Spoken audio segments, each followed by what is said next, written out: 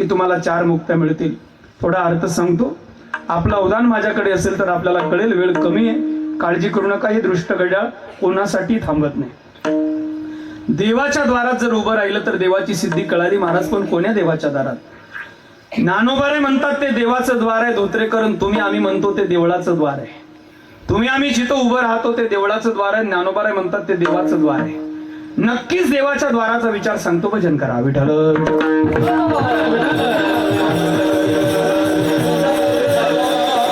देवाच्या द्वारात एक क्षणभर उभं राहिलं की आपल्याला 4 मुक्त्या मिळतात. आपल्याला उभं राहता येतं या जड शरीराने. ते देवळाच्या द्वारात, देवाच्या नाही.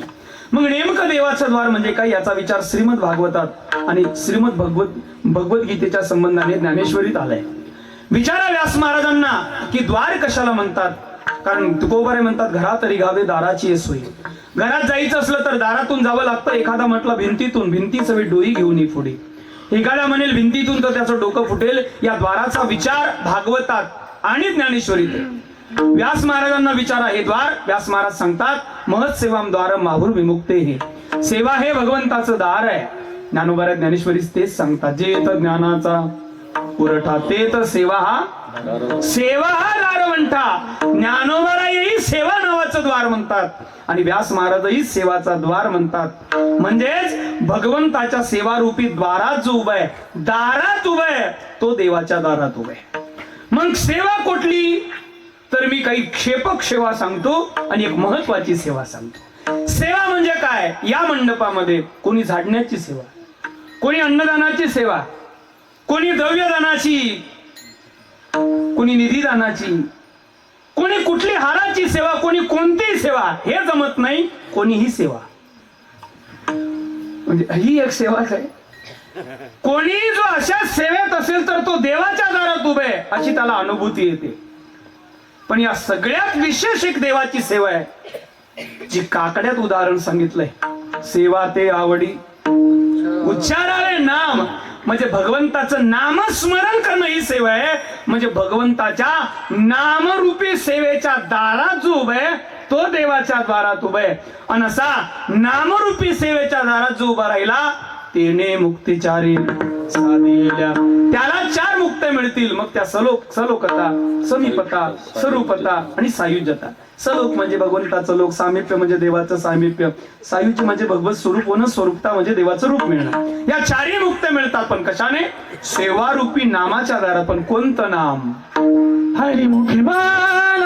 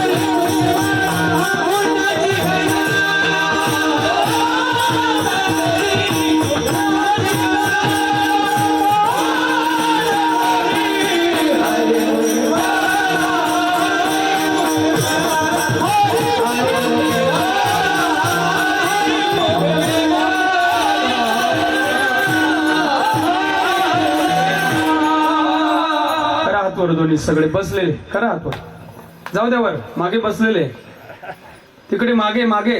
मला माहिती आहे कोणी हात वर केला नाही. डोक्याला बांधलेले हात वर करा. करा दोन्ही हात, दोन्ही हात करा वर. करा दोन्ही. हा राम म्हटलं की टाळी वाजवा. थांबा थोडं लय घ्याय नका ना.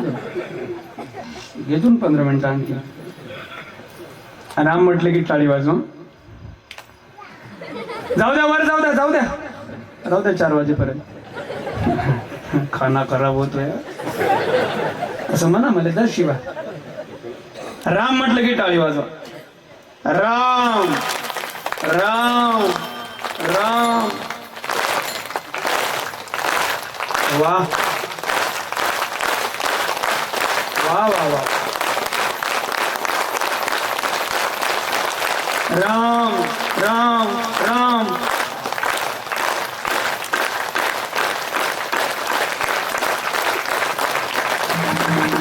विठोबा रघुमाये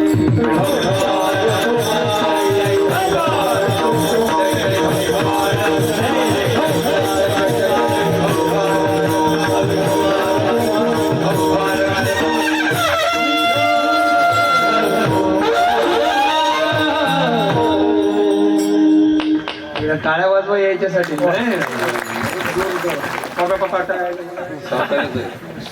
साताऱ्याचं ते शिंग वाजवा. कोणतं गाव?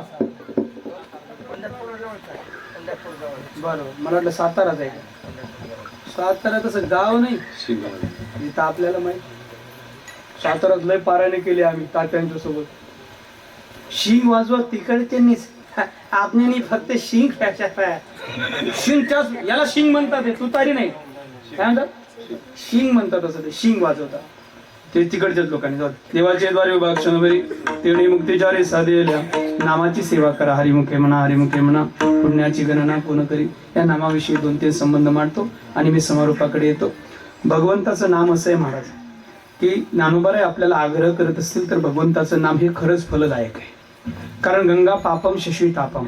गंगेमध्ये स्नान केलं तर पाप जाते पण पुण्य मिळत नाही. दान केलं तर पुण्य मिळते पण पाप जात नाही. जगाच्या पाठीवरची एकमेव भगवंताची साधन आहे नाम. ही पापही घालवते पण पुण्यही देते. पुण्यही देणारी पापही घालवणारे जगाच्या पाठीवरचं पहिलं साधन आहे भगवंताचं नाम. हरिमुखे म्हणा, हरिमुखे म्हणा, पुण्याची गणना कोण करी. याचे काही विचार मांडतो. या अभंगामध्ये 2 वेळेस हरिमुखे म्हणा, हरिमुखे म्हणा. तसा तर एक शब्द व्याकरणानुसार विरुक्ती नावाचा दोष आहे, सगळ्यांना माहिती आहे. पण त्याला अपवाद म्हणून कधी दोष लागत नाही. त्याची काही कारण आहे, त्याची विशेष काही 2-4 कारणं मांडतो. अभ्यासार्थी द्विरुक्ती, अर्थभिन्नार्थी द्विरुक्ती, आदरार्थी द्विरुक्ती आणि निश्चयार्थी द्विरुक्ती.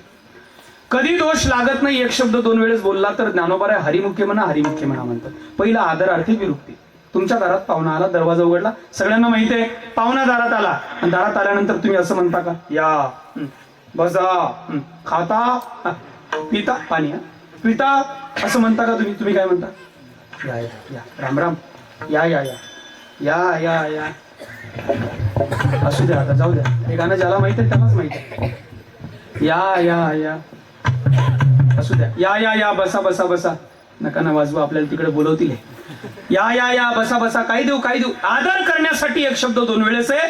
ज्ञानोबारांना हरिनामाविषयी आदर आहे म्हणून 2 वेळेस हरिमुखे म्हणा, हरिमुखे म्हणा. दुसरं कारण अर्थ भिन्नार्थी विरुक्ती. दोन्हीचाही अर्थ वेगळा आहे. पहिल्या हरीचा अर्थ वेगळा आहे, दुसऱ्या हरीचा अर्थ वेगळा आहे. विलांटी बदलली की अर्थ बदलतो. दोन्ही हरीचा अर्थ, बसाव दादा थोडे. दोन्ही हरीचा अर्थ वेगळा आहे. एक तर पहिलेच एकाग्र होत नाही, चंचल वृत्ती आहेत. दोन्ही हरीचा अर्थ वेगळा आहे. त्यातल्या त्यात चिंतन म्हटलं की आणखीनच नाही.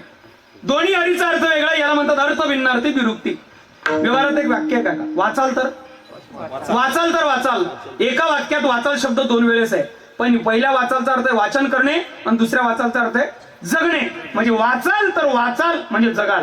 इथं दोन्ही हरीचा अर्थ वेगळा आहे. मी विशेष सांगतोय आपल्याला, एवढा पाला कोणी पाडत नाही. दोन्ही हरीचा अर्थ वेगळा आहे. पहिला हरी वेगळा आहे, दुसरा हरी वेगळा आहे. पहिला हरी आहे, हरीने माझे हरिले चित्त. जो चित्ताचं हरण करतो, मनाचं हरण करतो, अहंकाराचं हरण करतो, बुद्धीचं हरण करतो, तो हृहरती नावाच्या धातूतला पहिला हरी आहे. त्याला म्हणतात हरण करणारा. आणि दुसरा हरी आहे विष्णू सहस्त्रनामामध्ये भगवंताची जे स्वतंत्र 1000 नावं आले त्यातलं एक नाव अतुल शर्वो भीमस समयज्ञो हवीर हरिही. म्हणून दोन्हीचा अर्थ वेगळा. हरिमुखे म्हणा, हरिमुखे म्हणा. तिसरा अर्थ, चौथा अर्थ निश्चयार्थी विरुक्ती. इथं यायचं होतं म्हणून सांगितलं. निश्चय प्रगट करण्यासाठी गावातल्या एका मुंडे परिवाराने पंगत दिली. एका पंचकृषीला 22 वर्षाचा मुलगा आहे. पंक्तीची तयारी झाली. नेमकं पोराला बापाला कणकणी आल्यासारखी वाटली. बाप म्हटला, गणू अरे मला जरा कणकणी आल्यासारखं वाटतं, मी आराम करतो, तू इकडे लक्ष दे. पप्पा काळजी करू नका. वडील गेले, झोपले. इकडे पंचकृषीतले निमंत्रित लोक आले, जेवण केले, निघून गेले. भांडे कुंडे धुतले आणि ते दारात आणले. त्या भांड्याचा आवाज आला. एवढ्या लवकर पंगत होत नाही. कीर्तनात होते. भांड्याचा आवाज झाला आणि त्या भांड्याच्या आवाजाने त्याचे वडील उठले. घनू सगळंच आटोपलं? हो. अरे ते टमुक गावचे पाटील आले होते का? ते सरपंच, ते पोलीस पाटील, ते दादा, ते तुझे आजोबा, ते तुझे मामा, अशी 50 जणांची यादी न थांबता बापाने पुराला सांगितली. आणि पोरगा शेवटी एकच वाक्य बोलला, काळजी करू नका पप्पा, माणूस माणूस येऊन गेला. माणूस माणूस येऊन गेला. माणूस शब्द 2 वेळेस आहे. या 2 वेळेसचा माणूस शब्द सांगून जातो, निश्चयाने एकन एक येऊन गेला. निश्चय प्रगट करण्यासाठी एक शब्द 2 वेळेस ज्ञानोबा रे म्हणतात. मी